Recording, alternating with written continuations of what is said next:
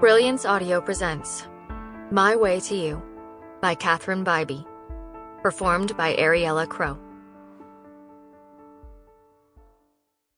Prologue.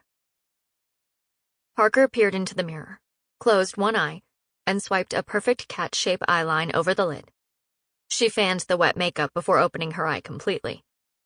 She stood back and moved her head side to side to check out her skills. Her roommate, Susie, stood beside her, competing for space in their tiny apartment bathroom. "I wish you didn't have to work tonight.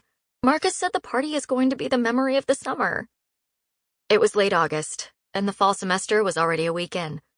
At 24, Parker had spent more time with people like Marcus on the beach with bonfires than in the classroom, and her parents had put their foot down.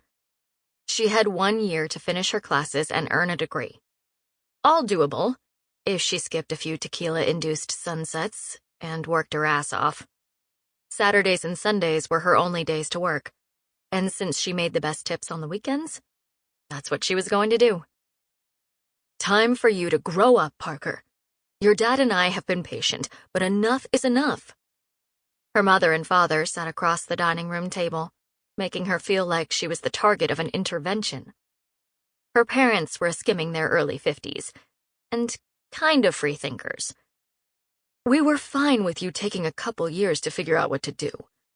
When you started college at 20, we were happy to make it happen.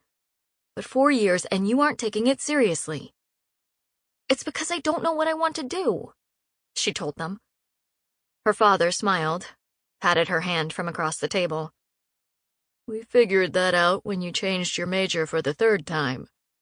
We also know that San Diego State is a party school, and we were young once." She wanted to argue that many students changed their majors, and that she didn't party as much as they were implying, but held her breath. Her mom released a long, suffering sigh and looked her straight in the eye. "Mallory was accepted to 4 UCs. And the reality is we can't afford to pay for both of you to be in college at the same time for more than a year. We'd planned on you being out by the time she was in. And Austin is 3 years from going off to school, too. And you know how much it cost us last year, before Nana passed away." Their grandmother had lived in their guest house before she suffered a stroke, and her care became simply too much for her mom to take on. Assisted living was not cheap. Sample complete. Ready to continue?